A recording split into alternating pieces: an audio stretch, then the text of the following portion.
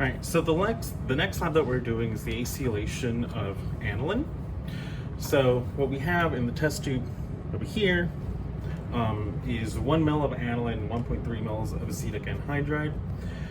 So while we're refluxing, effectively what we're going to do is we're going to be displacing one of these acetate groups and adding that onto the amine portion of the aniline to give you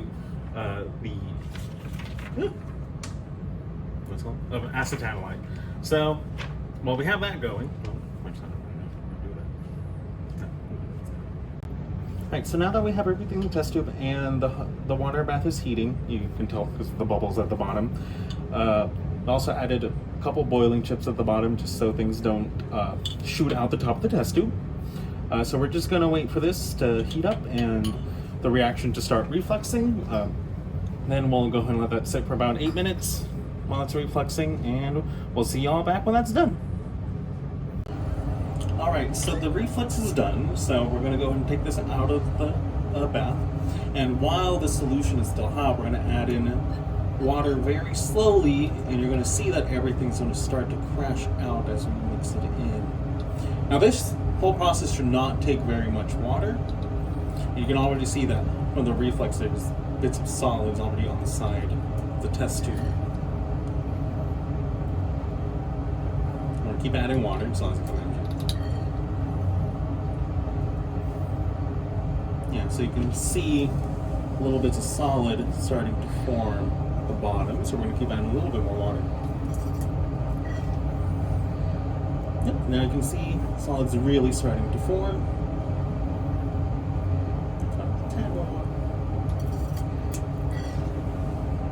Alright, there we go. And now all the solids have crashed out, so we're ready to move on to the next step, which is just filtering.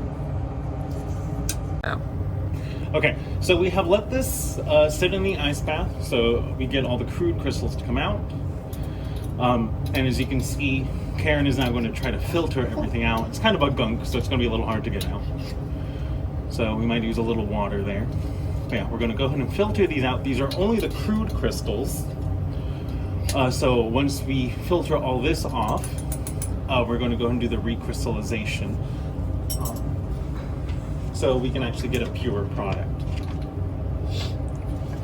And since it was the water that made this whole thing insoluble, we're going to go ahead and do our recrystallization in water as well.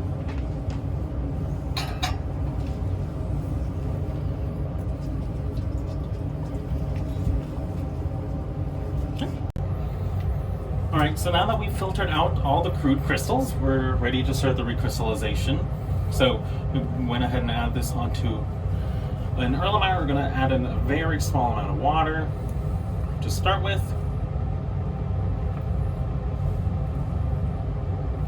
And we're going to wait until everything dissolves and gets into solution.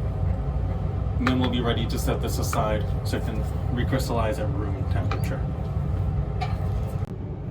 Alright, so as you can see, it has now all gone into solution. So we're going to go ahead and wait to put this so it can cool at room temperature, so that way the crystals can come out slowly. Then we're going to go ahead and dunk it into the ice bath so we can then get ready to filter out the nice crystals that we'll get at the end. We've done the recrystallization, and as you can see, we have nice white crystals that have formed at the bottom of the flask. So we're going to go ahead and filter that through our Hirsch funnel, which Karen has now wetted the paper for. So she's going to slowly pour that in. We're going to be filtering.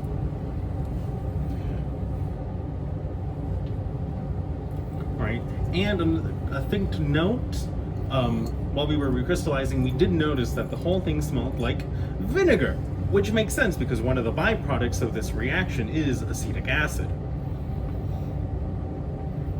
Now she's rinsing with a little bit of water, not too much water though, just to make sure that we get as much out of the Erlenmeyer flask as possible.